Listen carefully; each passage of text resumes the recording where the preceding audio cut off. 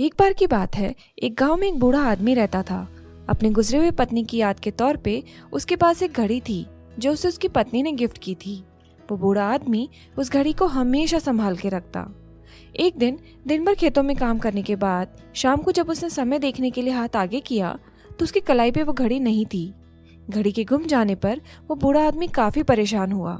उसे याद आया कि दिन भर वो खेतों के गोडाउन में काम कर रहा था, तो हो ना हो घड़ी वहीं गिरी होगी। वो भाग कर गया और गोडाउन में घड़ी ढूंढने लगा। गोडाउन भूसे से भरा हुआ था, उसमें घड़ी मिलना लगभग मुश्किल ही था। काफी मेहनत के बाद भी उसे घड़ी नहीं मिली। पास ही में कुछ बच्चे खेल रहे थे। उसने उन बच्चों से कहा कि अगर कोई मेरी घड़ी ढूंढ देगा तो मैं उसे बहुत सारे चॉकलेट्स दूंगा।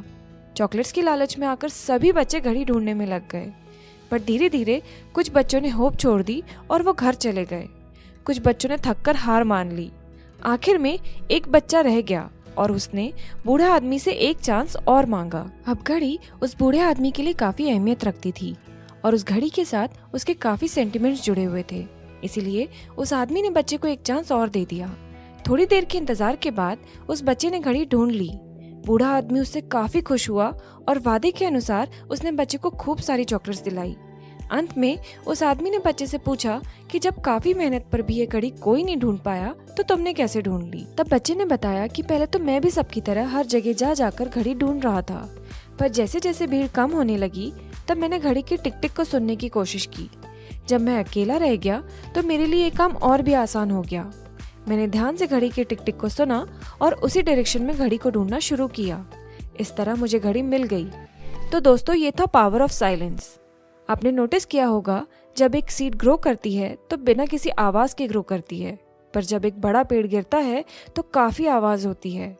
इस बात से हम ये कंक्लूड कर सकते हैं कि creation is silent but destruction is loud. आइए अब हम रॉबर्ट सारा और निकोलस डियाट के बुक पावर ऑफ साइलेंस की मदद से साइलेंस को समझते हैं। साइलेंस का मतलब है शांत रहना। ऑथर ने बुक के स्टार्टिंग में शांत रहने और चुप रहने के बीच के डिफरेंस को समझाया है। तो चुप रहने का मतलब है सिर्फ बात नहीं करना। अब आपके चुप रहने की कई वजह हो सकती है। हो सकता है आप शाय नेचर के हो, आप में कॉन्फिडेंस की कमी हो, आप इनसिक्योर फील कर रहे हो, या आप सामने वाले से गुस्सा हो, दुखी हो, इंट्रोवर्ट हो, या फिर सामने वाला कॉन्वर्सेशन को एक तरफा किए जा रहा है। पर शांत होने का मतलब है अपने अंदर के स्पिरिचुअल स्पेस में एंटर करना, जिससे आप थिंकिंग के एंडलेस लूप से बाहर निकल जाते हैं और आप खुद को शांत महसूस करने लगते हैं। आज की इस बिजी लाइफ में सभी चाहते हैं कि वो शांत रहें और अकेले नेचर के बीच में टाइम का मजा लें और साइलेंस को महसूस करें। आगे ऑथर बताते हैं आप साइलेंस को प्रैक्टिस कैसे करें। इस प्रैक्टिस को उन्होंने स्फीयर ऑफ साइलेंस का नाम दिया है। ये स्फीयर एक घंटे के 60 मिनट्स को दर्शाता है। अब इस 60 मिनट के स्फीयर को आपको 30, 20 और 10 मिनट के 3 सेगमेंट्स में डिवाइड करना है। ऑथर बताते हैं कि साइलेंस को प्रैक्टिस करने का सबसे अच्छा समय सुबह का है। इससे आप दिन की शुरुआत अच्छे से कर सकते हैं। चलिए तो शुरुआत करते हैं सबसे पहले सेगमेंट से, जो 30 मिनट का है। इस 30 मिनट के सेगमेंट को आप 10-10 मिनट के 3 सेगमेंट्स में डिवाइड कर लें। पहले 10 मिनट में आप अपने शॉर्ट टर्म, मिड टर्म और लॉन्ग टर्म गोल को एक डायरी में लिखें।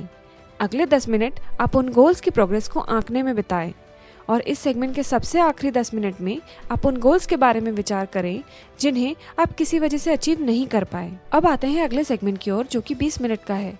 ऑथर इसे भी 10-10 मिनट के 2 सब सेगमेंट में डिवाइड करते हैं। पहले 10 मिनट आप किसी ऐसी बुक को पढ़ने में बिताएं जो आपको कुछ नया सिखा रही हो, और अगले 10 मिनट आप अपनी पढ़ी हुई इन्फॉर्मेशन की समरी को लिखने में बिताएं। इस प्रैक्टिस से आपके इन्फॉर्मेशन को प्रोसेस करने की स्पीड बढ़ जाएगी।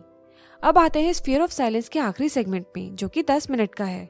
इन 10 मिनट में आप रिलैक्स करें और अपनी फीलिंग्स को समझें। ये ठीक उस तरह है जैसे आप वर्कआउट के बाद रिलैक्स करते हैं।